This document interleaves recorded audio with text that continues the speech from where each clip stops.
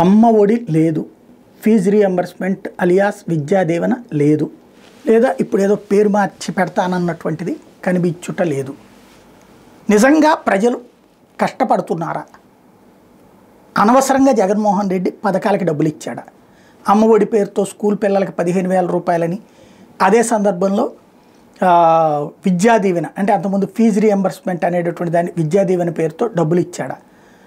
ఇప్పుడు రేపు తేలబోతోంది.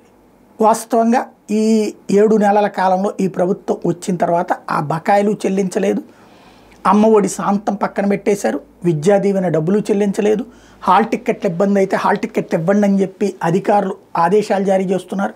అసలు ఈ ఏడాది అడ్మిషన్లలోనే ఫీజు రీఎంబర్స్మెంట్ బేసిస్ మీద అయితే మేము చేర్చుకో, మీరు ముందు డబ్బులు కట్టేసి జాయిన్ అవ్వండి, ఆ తర్వాత ఫీజు రీఎంబర్స్మెంట్ వస్తే మీ డబ్బులు మీరు వెనక్కి తీసుకుందరు కానీ అన్నటువంటి కోణంలో ఏది విద్యా సంస్థలు అడ్మిషన్స్ చేసుకున్నటువంటి సందర్భం.